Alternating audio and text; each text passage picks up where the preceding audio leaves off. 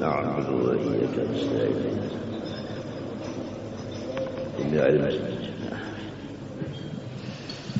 أعوذ بالله من الشيطان الرجيم بسم الله الرحمن الرحيم الحمد لله على نعمه المتواترة وأياديه المتكاثرة ومننه الغامرة والصلاة والسلام على سيد أهل الدنيا والآخرة سيدنا وحبيبنا وشفيعنا محمد وعلى آله وأصحابه الأنجم الزاهرة أما بعد قال الله سبحانه وتعالى وهو أصدق القائلين أعوذ بالله من الشيطان الرجيم بسم الله الرحمن الرحيم إنما يريد الله ليذهب عنكم الرجس أهل البيت ويطهركم تطهيرا وقال تعالى قل لا أسألكم عليه أجرا إلا المودة في القربى الآية وقال صلى الله عليه وآله وسلم يحشر المرء مع من أحب أو كما قال. Alhamdulillah wa syukur, kita ucapkan puji syukur kita kehadrat Allah Subhanahu wa taala yang telah mengumpulkan kita bersama-sama di dalam majelis haul daripada salah seorang daripada aulia illahi subhanahu wa ta'ala, yaitu Habib Muhammad bin Habib Abdul Karim As-Samman Al-Madani Al-Hasani. Beliau ini salah satu daripada zuriat daripada junjungan kita Nabi besar Muhammad sallallahu alaihi wasallam yang disebut al-waladu juz'un minal walid. Anak itu satu suku-suku daripada orang tuanya. Faman ta'allaqa bil juz'i faqad ta'allaqa bil kulli. Barang siapa berpegang kepada juz'u maka sama dengan berpegang kepada kul. Di dalam ayat suci Al-Quran disebutkan bahwasanya Allah Subhanahu wa ta'ala menyatakan dengan kata innama, ada tuhasrin di dalam ilmu nahwu, hanya saja kehendak daripada Allah Subhanahu wa ta'ala mensucikan semua kulawarganya Rasulullah sallallahu alaihi wasallam daripada segala kekotoran-kekotoran. Jelas di dalam ayat itu bahwa Rasulullah dan Sittina Fatimah Az-Zahra dan anak cucunya sampai hari kiamat adalah ahli surga.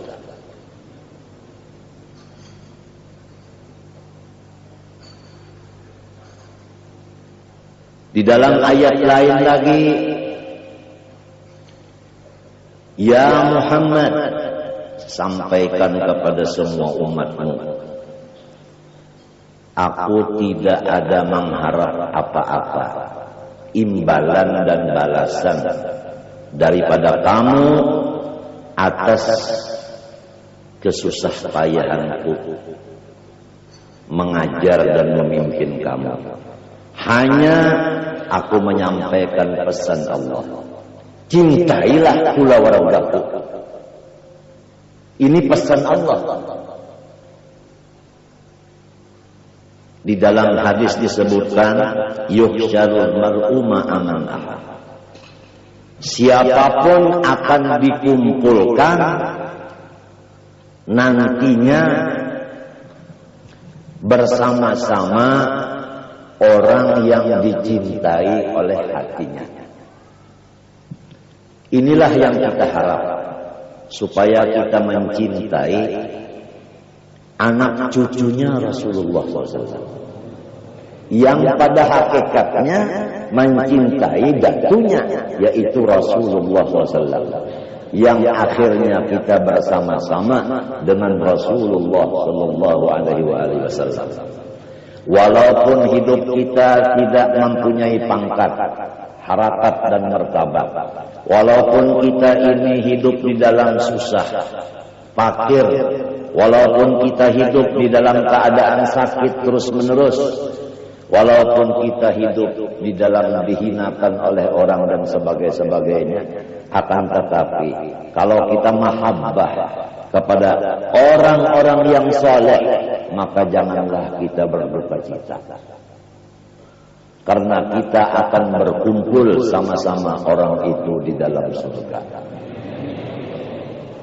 Apa artinya pangkat, apa artinya harta benda, apa artinya kesehatan, apa artinya sanak saudara, apa artinya pengikut yang banyak, apa artinya macam-macam istri yang banyak yang cantik, namun menjadi balaman neraka. Tak ada di dalam hatinya mahabbah kepada orang soleh. Oleh sebab itu hukumnya mahabbah kepada orang soleh adalah wajib, termasuk min wajibatil qalbi. Di dalam kitab Sulamut Taufiq disebutkan min wajibatil qalbi mahabbatus shalihin. Wajib bagi tiap-tiap hati kita mencinta kepada orang soleh. Marilah kita bawa anak-anak kita mulai dari kecil mencintai orang-orang soleh, supaya nantinya mereka itu ada didikan dari kecilnya mahabbah kepada orang soleh.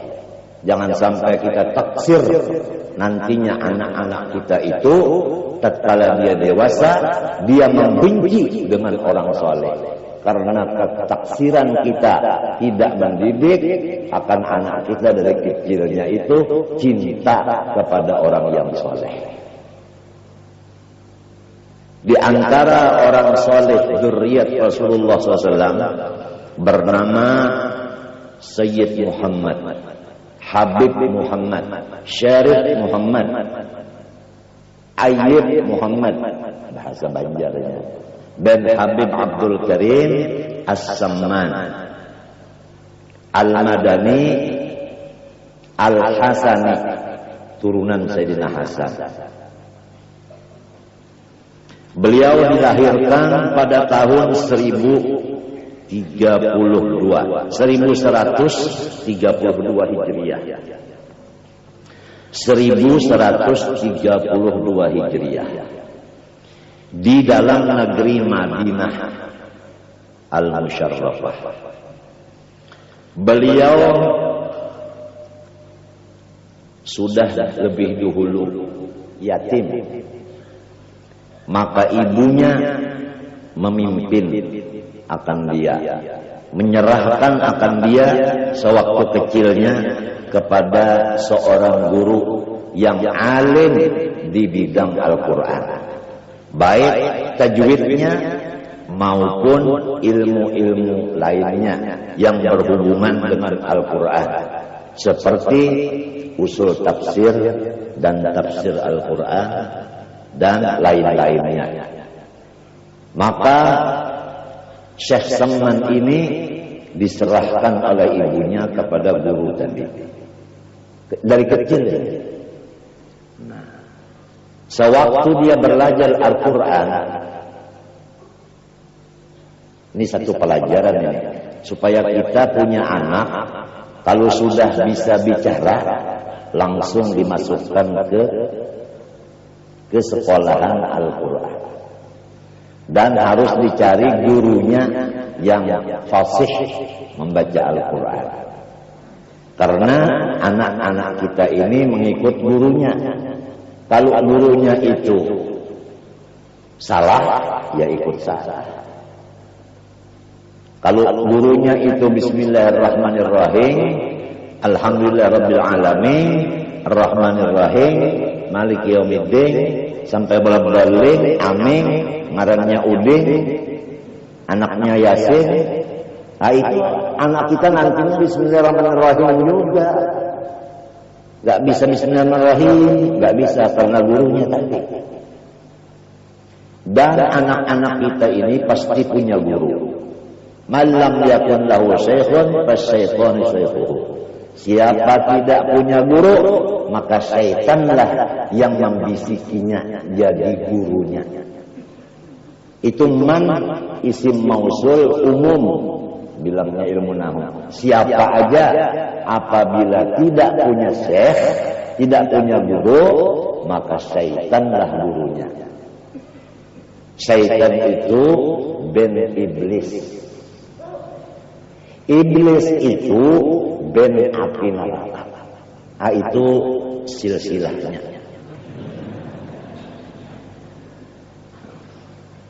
Mungkin bapak-bapak sudah tahu itu masalahnya. Syaitan bin iblis, iblis bin neraka.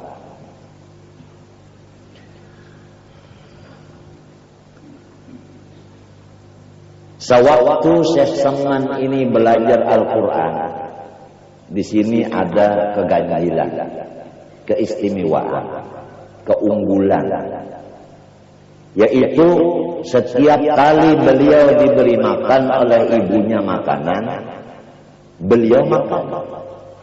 Tapi tatkala beliau selesai makan, ibunya melihat makanan itu tidak kurang sedikit pun. Bahasa Banjarnya kalau muka itu, kalau sampai banyak-banyak bisi baras lagi sudah. Sepiring aja, bari makan ada pulang. Karena malam makan sepiring ada pulang. Jadi ibunya ini melaporkan kepada gurunya yang mengajari Quran tadi.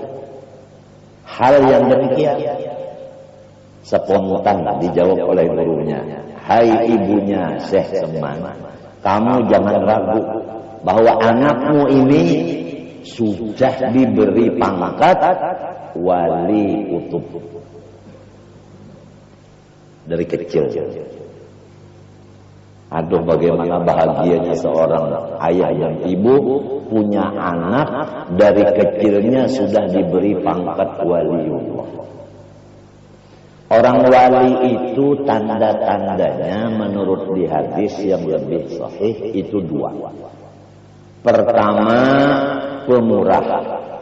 Yang kedua, tidak pemarah.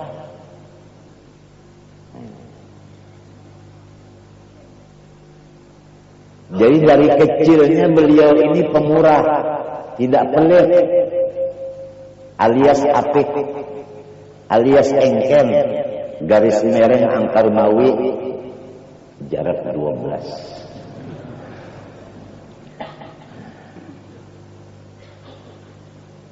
As-sakhiyu habibullah walau kana jahilan. Ma jabalallahu waliyan illa bisakha'i wa husnil khuluq atau kama qala sallallahu alaihi wasallam. Tabiatnya wali-wali itu dua. Ini tradisinya wali-wali itu dari kecilnya ini. Yang disebut orang barat kalau tradisi dari kecil insting. Itu tabiat fitriyah namanya bahasa Arabnya, insting. Ada Inggrisnya juga sedikit. Sebab kita ini dijajah oleh Inggris dengan bahasa. Jadi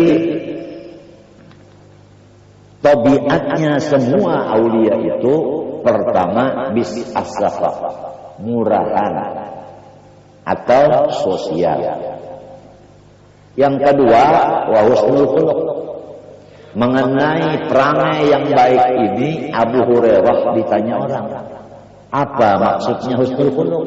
Abu Hurairah menjawab radhiyallahu anhu, yaitu tidak pemarah. Oh, bagaimana bahagianya kita kalau punya teman pemurah tidak pemarah. Rasanya enak ya, enak. Tapi kalau punya teman sering marah-marah, ya suka imunisasi. Apa itu? Yang marah-marah itu apa? Emosi. Ya. Saya ini kalau tidak diladari nggak bisa. Wa 'allamaka ma lam takun ta'lam. Emosi. Emosi itu apa? Emosi itu bandnya emosi adalah band api. Band api. Api itu ya neraka. Jadi orang yang emosi itu orang yang sudah dapat neraka. Buktinya orang emosi matanya merah. Itu sifatnya api itu merah. Si jago merah. Al-ghadab yufsidul iman kama yufsidul khalul asal. Marah itu merusak iman. Kalau iman sudah rusak, kemana tempatnya? Jelas neraka. Jadi kita jumlahkan secara ilmu mantik, natijahnya orang yang pemarah itu masuk neraka. Itu natijahnya. Janganlah kita didik diri kita dan anak kita ini pemarah dan pelit. Maka gembiralah ibunya mendengar yang demikian. Kemudian Syekh Salman Al-Madani ini dari waktu kecilnya itu dia ini senang kepada orang-orang yang ziarah ke makam datunya Rasulullah SAW. Dan dia ini adalah dari kecil penunggu pintu hadrat Rasulullah SAW. Kalau orang mau ziarah ke kubur Rasulullah, Syekh Salman Al-Madani mulai dari kecil yang megang kuncinya, yang membukakan, masuk ke dalam langsung. Kalau zaman dulu datuk-datuk kita itu masuk langsung ke dalam, berdekatan dengan bangunan itu, dengan apa? Dengan kuburannya itu. Kalau sekarang karena sudah yang jadi raja Wahabi, nggak boleh lagi masuk ke sana, nggak boleh lagi.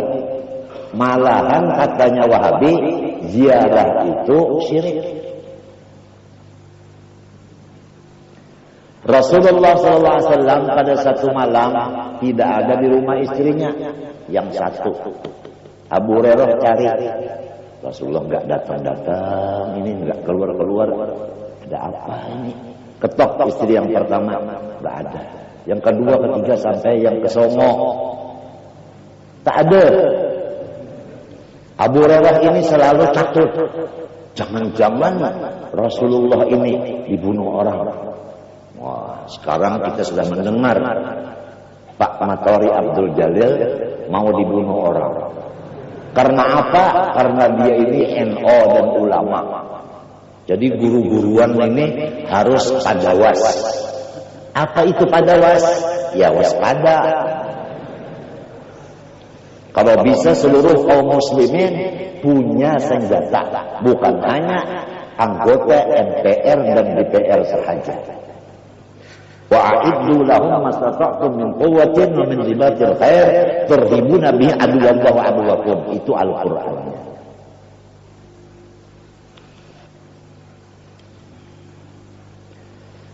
Sekalinya Rasulullah SAW itu dicari-cari nggak ketemu, Abu Hurairah melihat cahaya nur Rasulullah SAW ada di kuburan Baqi'il Gharqad di Madinah.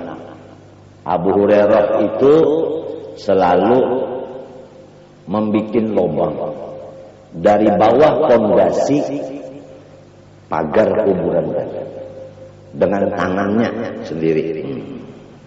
Kemudian dia masuk, dia mendekati Rasulullah SAW.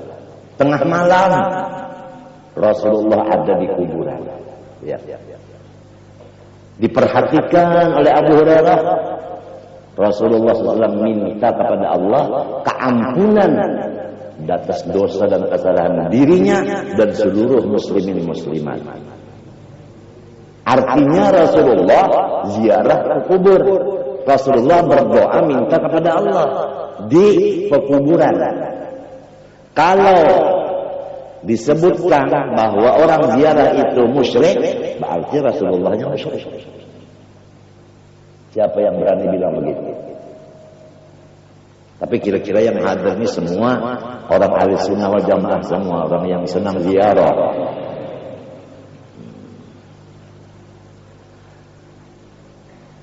Dari kecilnya Syekh Saman ini megang kuncinya pintu hadrat Rasulullah SAW. Dan apabila orang yang mau ziarah ke kubur Rasulullah, itu ternyata orang itu masih di dalam thalabatul ilmi, artinya masih di dalam belajar. Apalagi orang yang mau ziarah itu seorang guru yang sudah mengajar. Apalagi yang ziarah itu seorang yang soleh, orang yang punya karamat, wali. Maka yang tiga golongan ini dipersilahkan oleh Syekh Saman mulai kecilnya lebih dulu naik ke rumahnya, diberi makan dan minum. Selesai makan minum baru dibawa ziarah ke makam Rasulullah SAW. Dan diperkenalkan oleh Syekh Saman kepada Rasulullah, orang yang ziarah ini namanya satu persatu. Misalnya ada nama Muhammad. Ya Rasulullah, ini Muhammad ziarah ke kuburmu. Nah ini si A, ini si B, itu begitu. Sebagaimana zaman tahun 70-an itu, begitu muzawwir membawa jamaahnya ziarah, diperkenalkan yang dibawanya ini kepada yang diziarahi, satu persatu namanya. Karena orang-orang yang soleh itu dalam kuburnya tetap hidup. Bal ahya'un 'inda rabbihim yurzaqun. Hidup.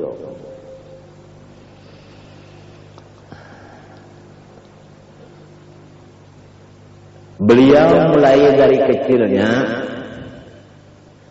selalu memuliakan ibu bapaknya. Dan beliau terhadap orang-orang ulama dan orang-orang yang menuntut ilmu dan orang yang soleh selama berada di kota Madinah, maka Syekh Saman inilah yang menjadi khaddam bagi semua tamu itu.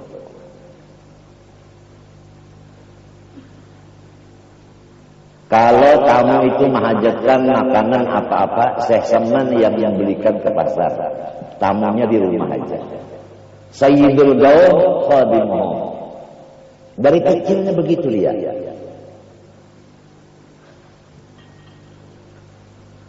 Dan dia ini dari kecilnya sudah memusyahadahkan akan wahdaniyatullah. Artinya tidak terbimbing hatinya itu dengan Allah. Tetap apa yang dilihatnya tidak melupakan kepada Allah. Apa yang didengarnya tidak melupakan kepada Allah. Maqam musyahadah, yaitu u'budillah ka'annaka tarah. Itu maksudnya musyahadah. U'budillah ka'annaka tarah. Beribadalah seakan-akan melihat Allah. Ini maqam musyahadah. Syekh Saman dari kecilnya sudah dapat musyahadah. Orang kalau dapat maqam musyahadah, seumpama mereka itu baca salawat, di dalam pandangan hati mereka yang membaca salawat itu adalah Allah untuk Rasulullah, bukan si Umar lagi. Itu di dalam penglihatan hatinya atau di dalam zauq pengrasaannya. Sudah jauh dari kita ini. Kalau kita ya kita terus. Allah Ta'ala sekarang nggak ada lagi. Itu kita namanya orang awam, al-awam, al-awam. Orang awam itu persis jengkrek.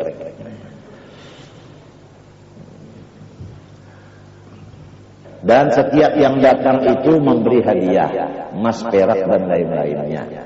Maka namun semua hadiah itu dikumpulkan pada satu waktu dibagi-bagikannya kepada fakir miskin sehingga habis tidak tertinggal sedikit jua pun di tangannya. Radhiyallahu anhu. Kemudian daripada itu Syekh Saman meninggal dunia atau wafat pada hari Arba tanggal 2 Dzulhijjah. Hari ini hari apa?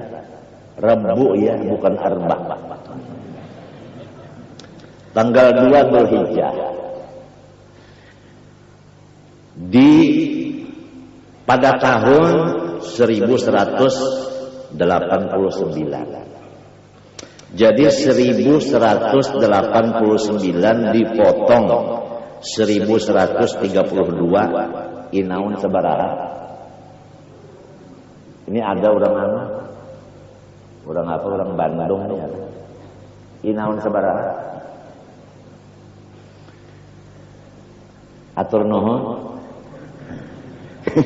1189 dipotong 1132 berapa?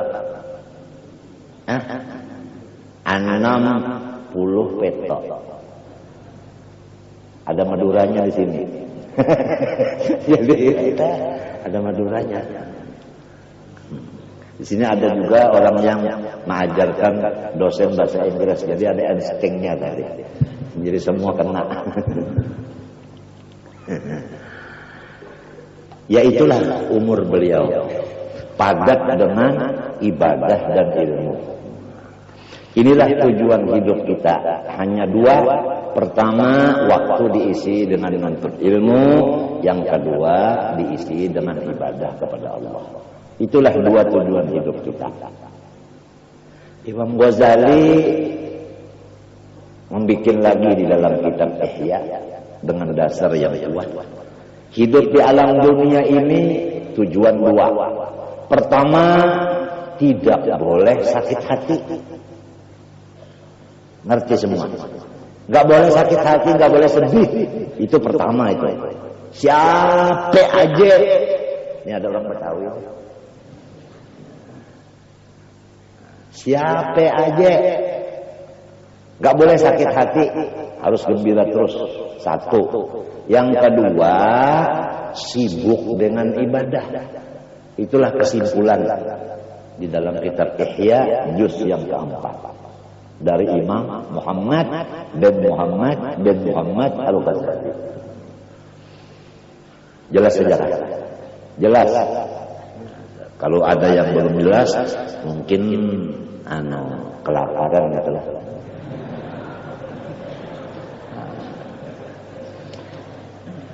Jadi jangan ada yang sakit hati lagi, jangan. Jangan ada yang sakit hati. Gembira terus, syukur terus. Masa orang baca Alhamdulillah 17 kali sehari semalaman. Alhamdulillah dibaca tapi enggak dihayati. Katanya orang sekarang dihayati. Kalau orang baca Alhamdulillah, artinya saya senantiasa Alhamdulillah. Berarti saya senantiasa gembira, kan gitu kan? Begitu kan? Kan begitu kan?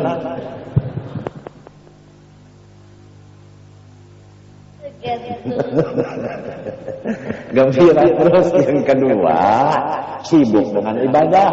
Sama ada ibadah tafakkur, sama ada dalam ibadah nazar, sama dengan ibadah mutala'ah dan lain-lain. Pokoknya ibadah.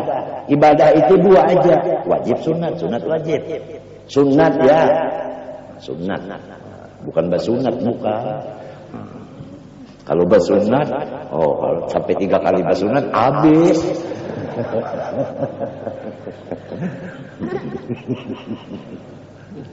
Ketawa Muhammad, amin.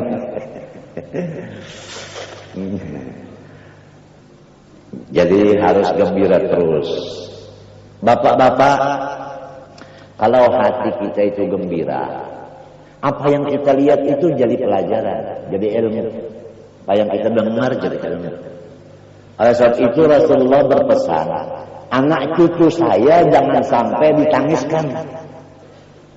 Kalau dia nangis, saya ikut nangis. Kalau saya nangis, Allah Ta'ala marah.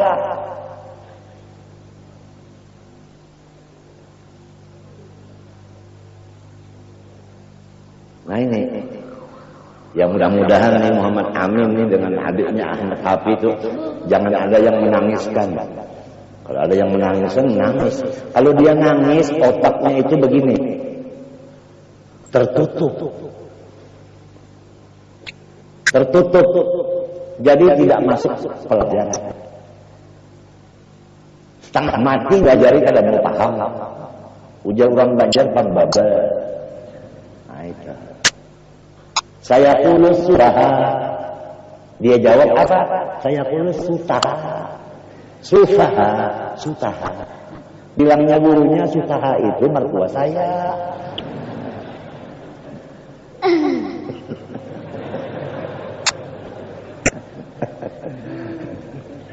Tapi kalau ini anak ini suka gembira, otaknya itu terbuka. Cepat menerima pelajaran. 1 bulan setengah Iqra 6 udah selesai. 6 bulan khatam Al-Quran. 1 bulan sudah 1 juz setengah hafal. Doakan panjang umurnya. Ini akibat daripada jarang sedih, jarang nangis, senang terus. Ibunya juga begitu, jarang nangis, senang terus. Ya paling 2 kali nangis waktu melahirkan. Saya bilang nangisnya 2 kali, tapi senangnya berapa kali dong? Yang penting rasanya, Bung. Emangnya di bulan ada coklat?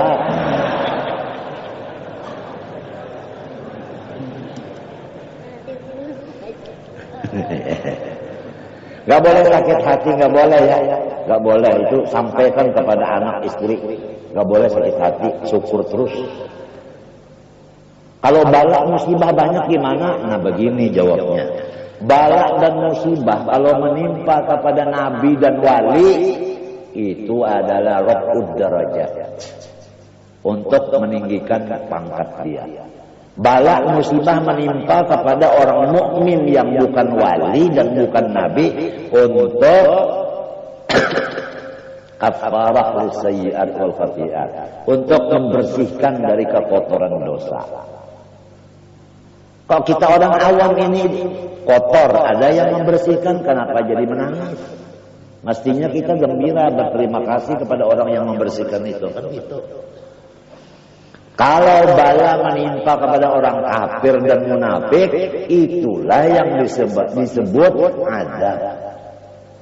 Nah, jadi bala itu terbagi kepada macam-macam. Kepada nabi dan wali, raf'ul darajat. Kepada orang mukmin yang biasa adalah untuk penghapus dosa. Kepada orang kafir dan munafik itu yang siksa. Jadi orang yang beriman nggak perlu sedih. Kemudian kalau sudah sedih itu sudah bisa diatasi dengan gembira, sesuai dengan kata alhamdulillah 17 kali waktu sholat. Kita tinggal lagi mengisi waktu supaya sibuk dengan ibadah tadi, yang wajib, yang sunnah. Sampai tidur pun kita niatkan karena ibadah juga. Karena mata kita kalau tidak dibuat tidur, nantinya kan kepala kita sakit. Kalau kepala sakit, ya segala-galanya nggak enak lagi. Jadi menjaga kesehatan juga namanya itu ibadah. Terakhir, Syekh Saman Al-Madani ini kuburannya di Baqi'il Gharqad, berdampingan dengan kubur segala istri Rasulullah sallallahu alaihi wasallam.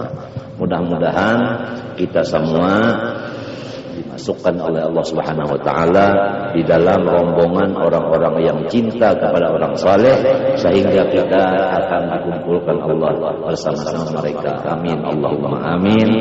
Dan kita mengambil tabarruk, yaitu membaca qasidah yang berhubungan dengan puji-pujian terhadap Syekhina Syekh Saman. Karena madhus syuyukh min aqrabil kurban. Wa kadzalika malahur rasul. Itu dalam kitab Syarah Hikam disebutkan memuji guru itu adalah jalan yang paling hampir untuk mendekatkan diri kepada Allah. Demikian memuji Rasulullah. Ya Syekhana ya Syekhana. Ya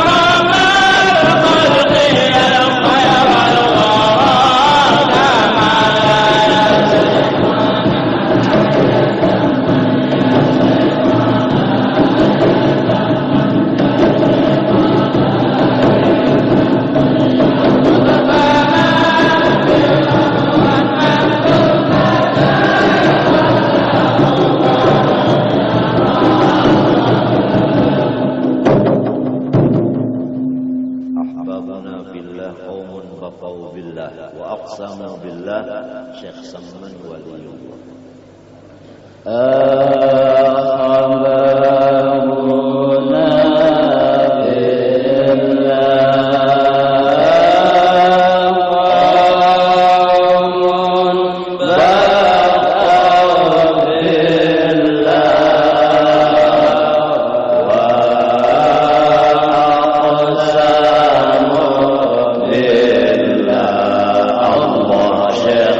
Samman wali